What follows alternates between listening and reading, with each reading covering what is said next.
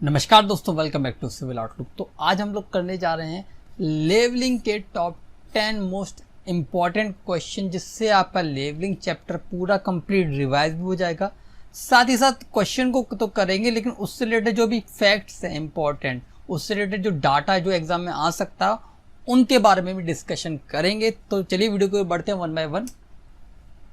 तो पहला क्वेश्चन क्या कहता है, in plane surveying where a graduated staff is observed either with horizontal line of sight or inclined line of sight, the effect of refraction is true। देखिए, जब हम लोग बात कर देते हैं अपनी लेवलिंग की, है ना, किसकी बात कर देते हैं, लेवलिंग की बात कर देते हैं, तो यहाँ तो राम कथा है, मेन जो उसने पूछा है की पॉइंट है कि इफेक्ट ऑफ रिफ्रैक्शन क्या होता है, वो स्टाफ रीडिंग को बढ़ाता है घटाता है, क्या होता है। तो देखिए मैं बताता हूँ कि हमारा जो अर्थ है वो एकदम ऑब्लेट स्फेरॉइड है। जो हमारा पहले ही बात, तो अर्थ है वो कैसा है, ऑब्लेट स्फेरॉइड। ये आ चुका है एग्जाम में बहुत बार, याद रखना, है ना।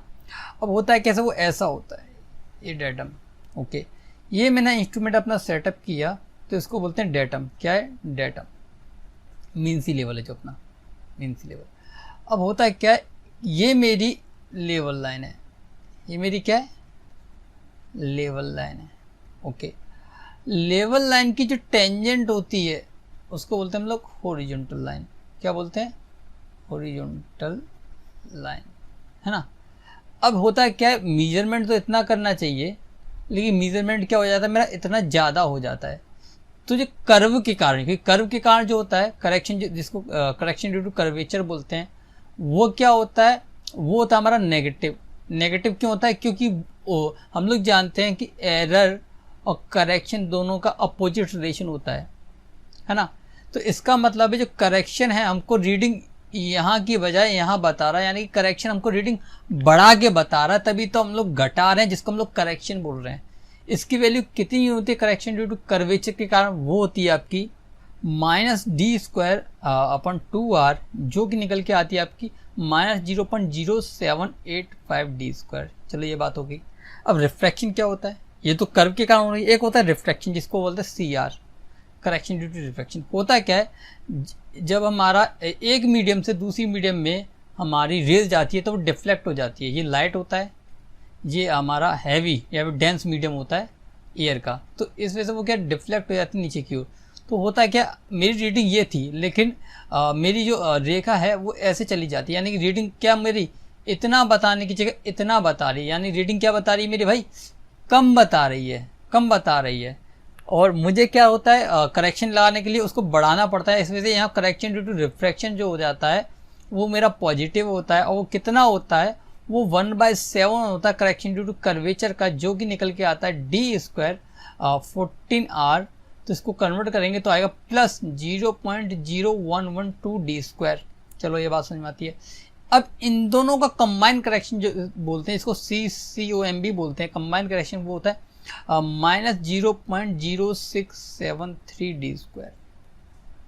तो यहाँ पे 3 क्वेश्चन बनेंगे कि जो करेक्शन ड्यू टू कर्वेचर है, क्योंकि वो नेगेटिव है, नेगेटिव है हमारा, देखना है गौर से, यहाँ नेगेटिव है, तो इसने रीडिंग क्या करी थी, मुझको बढ़ा के बताई थी, तभी मेरा करेक्शन नेगेटिव है। करेक्शन ड्यू टू रिफ्रैक्शन कैसा, मेरा पॉजिटिव, तो इसने रीडिंग क्या मुझे घटा के बताई थी, है ना, तभी तो मेरा जो करेक्शन है वो पॉजिटिव है। वही correction due to combine correction की बात करें तो ये भी रीडिंग मुझे क्या बढ़ा के बताता है, तभी मैं करेक्शन नेगेटिव लगाता हूँ। तो 3 बात यहाँ से 3 क्वेश्चन बन जाएंगे, और तीनों फॉर्मूले पे भी क्वेश्चन बन जाएंगे। तो ये सारा डाटा अपने को याद रखना है। अब क्वेश्चन को फिर से पढ़ते हैं, क्या बात कर रहा है, क्या कर रहा है ये, इफेक्ट ऑफ रिफ्रैक्शन। तो रिफ्रैक्शन का जो इफेक्ट है वो क्या होता है, रीडिंग को अपने को घटा के बताता है, तभी तो हम तो करेक्शन लगाते हैं, तो उसको जोड़ते हैं, तभी तो पॉजिटिव करते हैं हम लोग। इधर देखो ये पॉजिटिव किया हम लोगों ने, तो इंक्रीज द स्टाफ रीडिंग ना, स्टाफ रीडिंग को घटा के बताता है। तो आंसर क्या होगा, decrease the staff reading. I hope कि यहाँ से जो टॉपिक है, जो कॉन्सेप्ट है, वो पूरा क्लियर हो गया होगा कि रिफ्रैक्शन का पूछेगा तो क्या होगा, आपका कर्वेचर का पूछेगा तो क्या होगा, और कंबाइन भी पूछ लेता है तब भी क्या होगा, ये आपको नॉलेज होनी चाहिए। एरर और आपका जिसको बोलते हैं करेक्शन, इनमें डिफरेंस क्या है, अगर आप लोगों को इनमें डाउट है तो आप कमेंट कर सकते हैं, या फिर जो चेन सर्वे वाला लेक्चर है उसको देख लीजिए, वहाँ से आपको हेल्प हो जाएगी। ओके, तो इसका आंसर क्या हो गया, option number B. Okay, PDF file अगर आप लोगों को डाउनलोड करनी है तो वो टेलीग्राम चैनल से जाकर डाउनलोड कर सकते हैं, लिंक डिस्क्रिप्शन में, वहाँ से जाकर डाउनलोड कर लीजिएगा। ओके, अगला क्वेश्चन क्या कहता है हमारा, विच one of the following survey is employed for collecting sufficient data in connection with sewage disposal and water supply work. देखिए, अब यहाँ फंडा समझने की बहुत ज़रूरत है। कंस्ट्रक्शन किस टाइप का है, मैं रोड बोल लूँ, गौर से सुना बात को, रोड बोल लूँ, रेलवे ट्रैक बोल लूँ, पाइपलाइन बोल लूँ, बात को गौर सुनना, सीवर लाइन बोल लूँ, है ना, भैया वाटर सप्लाई हो गया, सीवेज हो गया। तो ये सारे कंस्ट्रक्शन मेरे लॉन्गिट्यूडनल यानी कि लंबाई की दिशा में हैं पूरे, उनकी विड्थ हमेशा कम रहती है। तो ऐसे जो कंस्ट्रक्शन होते हैं जहाँ पे मुझे लंबाई की दिशा में मैं RL निकालता हूँ, यानी कि एलिवेशन निकालता हूँ सब पॉइंट्स का मीन सी लेवल से, तो उसको बोलते हैं लॉन्गिट्यूडनल, अपना क्या, लॉन्गिट्यूडिनल या फिर प्रोफाइल लेवलिंग। ओके चलो भैया ठीक है। अगर इसके परपेंडिकुलर क्रॉस सेक्शन पे निकालना तो उसको बोलते हैं क्रॉस सेक्शन लेवलिंग। तो ऐसे जितने भी कंस्ट्रक्शन है जो लंबाई की डायरेक्शन में बढ़ते हैं, जिनकी लंबाई की डायरेक्शन ज़्यादा होती है, तो वहाँ पे ये दोनों लेवलिंग करी जाती है, एक लॉन्गिट्यूडनल एक क्रॉस सेक्शनल। तो यहाँ पे कह रहे थे कौन सा सर्वे हम लोग करेंगे ये डाटा कलेक्शन के लिए, टोपोग्राफी नहीं। टोपोग्राफी किसके लिए होता है, आपका नेचुरल फीचर्स के लिए, ठीक है, मैन मेड नेचुरल फीचर्स के लिए, और आर्टिफिशियल फीचर्स के लिए, है मैन मेड फीचर्स होते हैं। कैडेस्ट्रल किसके लिए होता है, आपका प्रॉपर्टी लाइन के लिए होता है भाई, या फिर प्रॉपर्टी लाइन बोल दो, बाउंड्री लाइन बोल दो, उसके लिए होता है। जियोडेटिक सर्वे किस के लिए होता है, ये किसी भी कंट्री के लिए होता है। और इसमें क्या होता है, एरिया जब हमारा जनरली बोला जाता है 195.5 किलोमीटर स्क्वायर से ज़्यादा होता है ना, वो ऑप्शन पे डिपेंड करता है कि आपको ऑप्शन में कौन सा दे रखा है, उसके करीबी आंसर लगाया जाता है। लेकिन एक्यूरेट जो एरिया का आंसर है, वैल्यू है 195.5, या फिर कहीं भी पॉइंट से देख सकते हैं आप।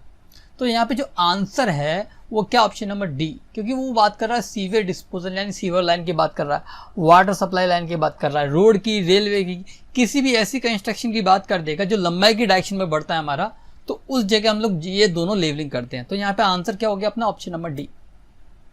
अगला क्वेश्चन देखते हैं क्या कहता है, in horizontal distance measurement the basic formula for distance in stadia tacheometer, जो स्टेडिया की बात करते हैं हम लोग, has an additive constant, additive constant होता है, an analytical lens is inserted in the tacheometer to make this additive constant zero, this lens is. तो जो एडिटिव कांस्टेंट है उसको जीरो करने के लिए हम कौन सा लेंस यूज़ करते हैं, ये क्वेश्चन है यहाँ पे। तो मैंने आपको पहले भी बताया था कि जो एनालिटिकल लेंस है, फिर से रिवाइज कर देता पूरा मैं कि क्या था। जो हमारा एनालिटिक लेंस है उसमें मल्टीप्लाइंग कांस्टेंट जिसको हम लोग के बोलते हैं, वो होता है 100, और एडिटिव कांस्टेंट जिसको सी बोलते हैं वो होता है 0। एनालिटिकल लेंस कौन सा होता है मेरा, प्लेनो कॉन्वेक्स होता है। किस किस के बीच में लगाया जाता है, ये डायफ्राम यानी कि आपका डायफ्राम और ऑब्जेक्ट लेंस जो होता है अपना, उन दोनों के बीच में लगाया जाता है, ये बात होगी। अब आती है इंसर्ट, जो एंगल होता है बीटा, उसकी वैल्यू होती है 0.573 डिग्री। तो ये सारा डाटा आप लोग याद रखो। तो यहाँ पे लेंस की बात कर रहा है, तो लेंस कौन सा हो गया हमारा, कॉन्वेक्स लेंस, नहीं गलत है। प्लेनो कॉन्वेक्स, प्लेनो कॉन्वेक्स, ये कॉन्वेक्स बोल रहा था, ये गलत हो गया। प्लेनो कॉन्वेक्स दोनों में, बिटवीन किसके बोल रहा है, ऑब्जेक्ट ग्लास एंड डायफ्राम, तो ये आंसर अपना सही है। यहाँ का बोल रहा है डायफ्राम एंड आईपीस, तो ये क्या हो गया, गलत हो गया। तो यहाँ पे आंसर क्या हो गया अपना, ऑप्शन नंबर बी। चलो अगला क्वेश्चन देखते हैं, which one of the following method of levelling eliminates the error due to curvature and refraction, curvature and refraction. Okay, तो हम लोग दो मेथड ज़्यादा पूछे जाते हैं इन पे कि कौन सा मेथड एलिमिनेट करता है। पहला है हमारा रेसिप्रोकल लेवलिंग, बात को गौर से सुनना, रेसिप्रोकल लेवलिंग, ठीक है। दूसरा है आपका equating back side and four side. अब बात को गौर से सुनना, रेसिप्रोकल लेवलिंग में क्या होता है कि इसमें हम लोग ऐसे सर्वे करते हैं कि एक सिरा ऊंचा है यहाँ पे, और एक सिरा मेरा यहाँ पे कहीं पे ना कहीं पे नीचे होता पानी की वजह से। तो यहाँ पे मीडियम का डिफरेंस आ जाता है, किसके, मीडियम का बहुत ज़्यादा डिफरेंस आ जाता है। तो ये किस किस को एलिमिनेट करता है, ये तो एक तो कर्वेचर को डिफरेंस, जो कर्वेचर के कारण है उसको एलिमिनेट करता है भाई, है ना। एक तो लाइन ऑफ कॉलिमेशन का जो दिक्कत होती है उसको दूर करता है, ठीक है। जो रिफ्रैक्शन का है ना उसको भी करता है, लेकिन 100% नहीं करता, नॉट 100%, क्योंकि मीडियम का अंतर पड़ जाता है। लेकिन यहाँ पे इसकी अगर इसकी बात करते हैं हम लोग, इसकी बात करते हैं तो ये क्या होता है, इसमें हम लोग ऐसे करते हैं, इंस्ट्रूमेंट को एकदम बीच में सेट करते हैं, या बैक साइड लेते हैं या फोर साइड लेते हैं। ये जो डिस्टेंस होती है, ये जो डिस्टेंस होती है वो बराबर होती है। तो इस वजह से क्या होता है, जो करेक्शन ड्यू टू कर्वेचर वो भी एलिमिनेट हो जाता है। जो रिफ्रैक्शन है, क्योंकि एक ही लेवल पे है तो ज़्यादा अंतर पड़ता है, रिफ्रैक्शन का वो भी एलिमिनेट हो जाता है। और जो कॉलिमेशन है, कॉलिमेशन का जो एरर है वो भी एलिमिनेट हो जाता है, वो 100% हो जाता है। ओके, और ये यूज़ कब करते हैं, ये मेथड तब यूज़ करते हैं कि बबल तो हमारा सेंटर में रहता है, बबल हमारा सेंटर में है, लेकिन जो लाइन ऑफ कॉलिमेशन है वो पैरेलल नहीं होती एक्सिस लेवल ऑफ ट्यूब के। उस समय हम लोग ये वाला मेथड यूज़ करते हैं। तो ये जो एरर होती है, बबल ट्यूब सेंटर में है फिर भी line of collimation axis level के पैरेलल नहीं है, तो ये दिक्कत भी एलिमिनेट कर देता है ये मेथड। तो यहाँ पे ये जो मेजर पॉइंट है इसमें जो अलग है वो ये वाला है। ओके, ये वाला, ठीक है। तो यहाँ पे बात कर रहा है आपका दोनों की। अब यहाँ पे ऑप्शन देखने को देखते हैं कि कौन सा ऑप्शन में रेसिप्रोकल है, back side and fourth side है, कौन सा है। तो फ्लाई लेवलिंग बोल रहा है ना, levelling by equalising the distance of back side and fourth side. तो यहाँ पे option number B right answer है ना। तो ऑप्शन नंबर बी यहाँ पे क्या हो गया, अपना राइट आंसर हो गया। ओके, अगले क्वेश्चन की ओर बढ़ते हैं हम लोग। क्या कहता है अगला question, error due to inclination of line of collimation. अब लाइन ऑफ कॉलिमिनेशन क्या होती है, लाइन ऑफ साइड क्या होती है, इसको एक बार मैं बता देता हूँ आप लोगों को। अगर पता है तो ठीक है, नहीं तो फिर भी मैं बता देता हूँ। पहली बात आती है लाइन ऑफ साइट। ये क्या होता है, तीन चीज़ें होती है, गौर से सुनना बात को, मैं सारी चीज़ें बता रहा हूँ। एक होता है अपन आई पीस, है ना, इसको क्या बोलते हैं अपन लोग, आई पीस, ठीक है। इसकी एक सेंटर लाइन होगी, ये जा रहा होगा ये। एक होता है ऑब्जेक्ट लेंस, है ना, इसका क्या बोलते हैं, ऑब्जेक्ट लेंस बोलते हैं। आई पीस के पास होता है डायफ्राम। क्या होता है, डायफ्राम होता है ऐसे करके, ये स्टेडिया ऊपर पर, और है ना। अब होता है क्या है, आई पीस से लेके ऑब्जेक्ट लेंस के जो सेंटर तक की जो डिस्टेंस होती है उसको बोलते हैं एक्सिस ऑफ टेलीस्कोप। चलो ये बात ठीक है, लेकिन डायफ्राम के सेंटर से लेके ऑब्जेक्ट लेंस के सेंटर तक की डिस्टेंस को बोलते हैं लाइन ऑफ साइट या फिर लाइन ऑफ कॉलिमिनेशन। अब इन दोनों में भी डिफरेंस क्या, वो बात को गौर से सुनना। जब हमारा इंस्ट्रूमेंट मान लो ऐसे है ना, तो डायफ्राम के सेंटर से ऑब्जेक्ट लेंस के सेंटर तक जाने वाली लाइन को बोल देंगे लाइन ऑफ साइट, जब वो इंक्लिनेशन है कि नहीं, किसी ना किसी एंगल पे है।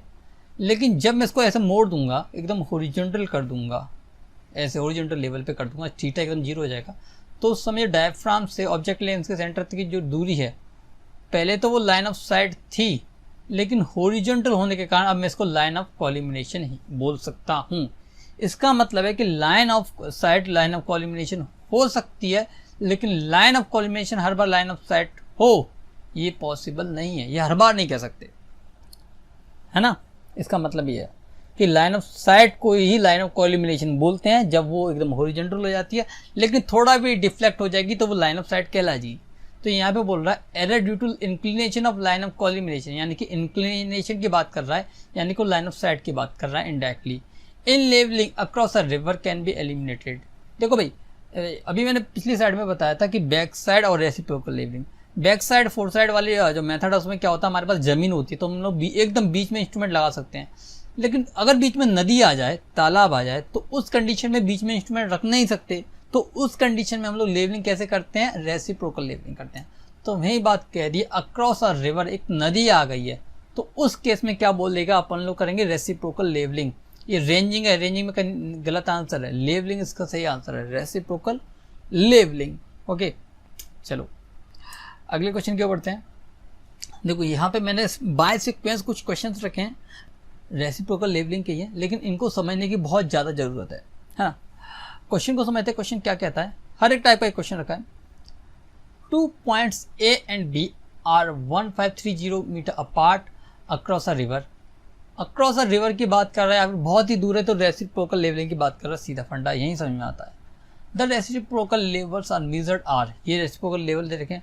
To difference in level A and B। अब यहाँ पे क्या है, एक बात जरा गौर से सुनना कि जब भी इंस्ट्रूमेंट सेट करते हैं और एक स्टाफ रखते हैं तो दो चीज़ें होती है कि पहली बात कि स्टाफ कहाँ रखी है, दूसरी बात इंस्ट्रूमेंट कहाँ रखा है। तो यही क्वेश्चन घूम जाता है। यहाँ पे बात कर रहा है, मैंने लेवल की पोजीशन बता रहा है कि इंस्ट्रूमेंट उसने ए पे रखा है, बी पे रखा है, और यहाँ रीडिंग बता रहा है। रीडिंग यानी स्टाफ ए पे रख के ले रहा है या बी पे रख के ले रहा है, तो ये सारी चीज़ें बता रहा है। तो हम लोग जानते हैं जो ट्रू डिफरेंस होता है वो होता है HA माइनस HB। ये स्टाफ ए के पास इंस्ट्रूमेंट रख के रीडिंग ली गई है, प्लस होता है HA dash minus HP dash, ये बी पे रीडिंग रख के ली गई है, ये वाली ये बी पे रीडिंग रख के ली गई है लेवल, ये ए पे रख के ली गई है, डिवाइड बाय 2 है ना। HA क्या है मेरा 2.165 माइनस 3.810, ओके, प्लस करेंगे हम लोग HA डैश यानी कि आपका 0.910 माइनस 2.355 डिवाइड बाय 2 करेंगे, ओके।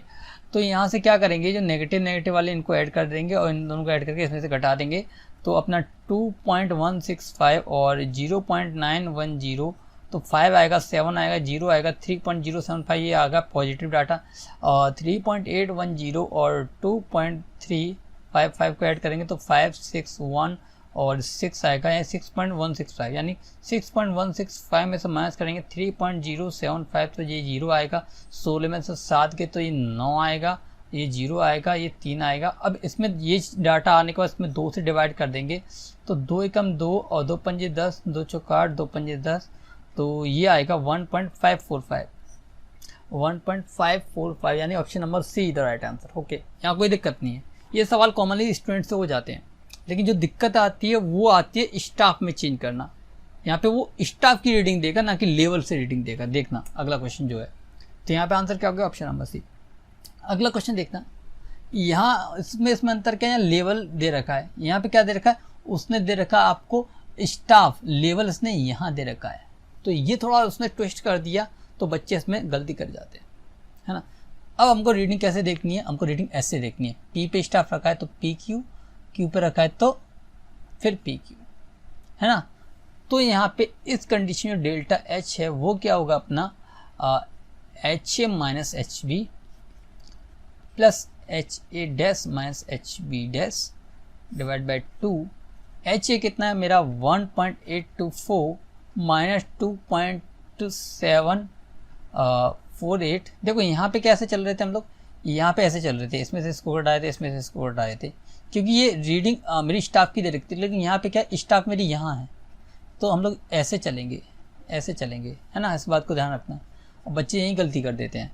तो यहाँ पे क्या होगा 0.928, ये पी पे रीडिंग है, माइनस करेंगे क्यू पे रीडिंग कितनी है 1.606 और डिवाइड बाय 2, है ना। तो इसको करते हैं, इसको ऐड करते हैं, यानी 1.824 और 0.928, तो 12, 5, 7, 2.752, इन दोनों को ऐड करते हैं, इसको नेगेटिव को 2.748, 1.606, तो 8 6 14 4 1 5 13 3 4.354, तो इसमें से घटाएंगे कितना 2.752, तो ये 2 और 0 और 6 एंड 1.602, यानी 1.602 में डिवाइड करेंगे 2 का, तो 8 आएगा और 0 आएगा एंड 1 आएगा, तो यहाँ पे जो वैल्यू आएगी 0.801 आएगी, ओके। तो यहाँ पे पूछा क्या था, ये तो हम लोगों ने डिफरेंस निकाल लिया। अब पूछा क्या था, if the reduce level of P is 140.815, यानी कि P का लेवल दे रखा है RL आपको, तो Q का पूछा है। अब एक बात गौर करो, P का लेवल इतना और Q का इतना, तो सीधी बात है कि P यहाँ पे है तो Q उससे नीचे है, तभी उसकी रीडिंग बढ़ गई है। ये डिफरेंस है वो S है, यानी कि ये डेल्टा H है, यानी कि इस डाटा में से डेल्टा एच घटाऊंगा तब मेरी वैल्यू निकल के आएगी, यानी कि 140.815 में से मैं माइनस करूँगा 0.801, यानी कि 4 आएगा, ये 0 आएगा, सॉरी ये 1 आएगा और ये 0 आएगा और ये आएगा 140। तो यहाँ पर आंसर जो आएगा 140.014 मीटर आंसर आएगा। तो यहाँ पे जो आंसर दिख रहा है वो आंसर क्या, ऑप्शन नंबर अपना सी राइट आंसर है ना, सी राइट आंसर है। तो ये डिफरेंस था आप लोगों का। तो ये दो टाइप के क्वेश्चन मेजरली पूछे जाते हैं, बहुत से एग्जाम में कभी कभी टफ क्वेश्चन आ जाते हैं, इस वजह से मैंने आपको कॉन्सेप्ट समझाने के पर्पज से ये करा दिया यहाँ पे। ओके चलो, तो इसका आंसर क्या होगा, ऑप्शन नंबर सी। अब अगला क्वेश्चन देखते हैं। तो अगला क्वेश्चन क्या है, collimation error in the instrument was. तो हमको कॉलिमिनेशन एरर निकालनी है, यहाँ से ई निकालना है। अब ये होती क्या है कि मेरी हॉरिजॉन्टल लाइन ऐसी होनी चाहिए थी, लेकिन ये थोड़ा डिफ्लेक्ट होकर ऊपर हो जाती है, कभी कभी नीचे हो जाती है ना, तो वो निकालनी है। लेकिन रेसिप्रोकल लेवलिंग के केस में ये ऊपर ही जाती है, तो ये जो एरर होती है उसको बोलते हैं कॉलिमिनेशन एरर, है ना। अब क्या है, इससे पहले हमको डेल्टा एच निकालना पड़ेगा। अब उससे पहले हम लोग देख लेते हैं कि इंस्ट्रूमेंट कहाँ पे है। पिछले दो केस में क्या था कि यहाँ पे मेरा लेवल था तो दिक्कत नहीं थी, है ना, रीडिंग यहाँ दे रखी थी, चलो ठीक है, समझ में आता है। यहाँ पे क्या, यहाँ पे मेरा लेवल है, लेवल मेरा यहाँ पे है और रीडिंग मुझको ये दे रखी है ना। यहाँ पे देखो, यहाँ पे इस वाले में यहाँ पे मेरा इंस्ट्रूमेंट है, यानी कि ये फर्स्ट वाला केस है, तो यहाँ पे कोई दिक्कत वाली बात नहीं है, रीडिंग यहीं पे दे रखी है। तो डेल्टा एच क्या होगा, H A minus H B plus H A dash minus H B dash divide by 2। Okay, तो यहाँ पे क्या होगा, इन दोनों का डिफरेंस ही होता है मेजर पोजिशन, यानी कि 2.205 में से 1.475 माइनस करेंगे, प्लस लेंगे 2.060 में से 1.440 माइनस करेंगे। ओके, और इसका जो भी डिटेल आएगा उसमें पूरे में 2 से डिवाइड कर देंगे, तो यहाँ आएगा 0 और ये आएगा 3 और ये आएगा 0.7। ओके, यहाँ पे जो डाटा आएगा वो आएगा 0 और 2 और 6 और 0.620। तो 0.730 और 0.620 को ऐड करेंगे तो 0.5 और 1.350, तो उसको 2 से डिवाइड करेंगे तो 675, तो 0.675 मीटर इसका आंसर आएगा डिफरेंस का। ओके, अब बात आती कॉलिमिनेशन एरर की। जब मैंने इंस्ट्रूमेंट यहाँ रखा और से वाली रीडिंग ली, पास वाली, ओके, ये देखना ये करके, है ना, पास वाली रीडिंग ली, तो ये इसकी लाइन ऐसे जाएगी।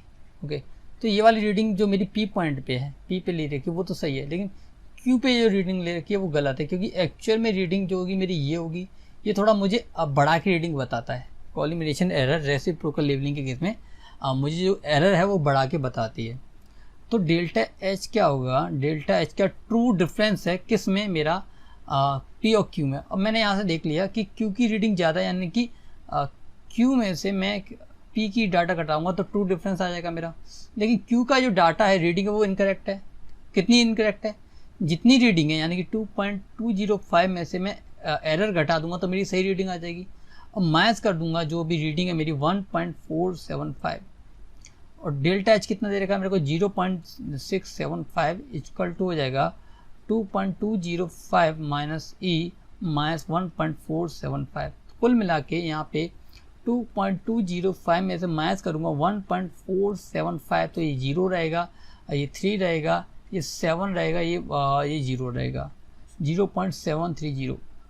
उसके बाद ये वैल्यू आएगी 0.730 माइनस सी और 0.675। तो यहाँ से ई निकालने के लिए क्या करूँगा, 0.730 में से माइनस कर दूंगा 0.675, तो देखना कितना आता है यहाँ से कि 0.730 0.675 करेंगे तो ये 5 आएगा, 12 7 5 आएगा, ये 0 आएगा, 0.0 आएगा। यहाँ पे जो वैल्यू आ रही है वो मेरी क्या आ रही है, प्लस आ रही है, यानी कि 0.055, यानी कि जो मैंने माना, जो डाटा मैंने माना वो सही था। प्लस का मतलब है ये जो डाटा था, ये जो लाइन ऑफ कॉलिमिनेशन से ऊपर था, इसलिए प्लस है। अगर नीचे होता तो नेगेटिव आता। तो यहाँ पे दो डाटा इस वजह से दे रखे हैं, यहाँ पे ये वाले, ये देखो ये वाले, कंफ्यूज करने के लिए। तो यहाँ पे राइट आंसर क्या, ऑप्शन नंबर बी। अगर कॉलिमिनेशन एरर का फंडा आपको आता है तो ठीक है, नहीं आता तो आप कमेंट कर सकते हैं, उस पर एक सेपरेट लेक्चर मैं आप लोगों के लिए बना दूंगा। ओके, तो आंसर क्या हो गया यहाँ पे, ऑप्शन नंबर सॉरी ए हो गया है ना, 0.55 आ रहा है ना, 0.55 इसमें दिख रहा है, इसमें दिख रहा है, ये पॉजिटिव है, ये नेगेटिव है, तो ये गलत हो गया, ये सही हो गया। ओके चलो अगला क्वेश्चन क्या कहता है, in plane surveying where a graduated staff is observe either with horizontal line of sight or incline line of sight the effect of reflection is to. तो ये क्वेश्चन रिपीट हो गया, अभी हम लोगों ने देखा था जो रिफ्लेक्शन का इफेक्ट है वो क्या होता है, वो होता है अपना जो रीडिंग है उसको क्या है घटा के बताता है, तभी वो पॉजिटिव होता है। तो क्या है, डिक्रीज द स्टाफ रीडिंग। तो आंसर क्या हो गया, ऑप्शन नंबर बी।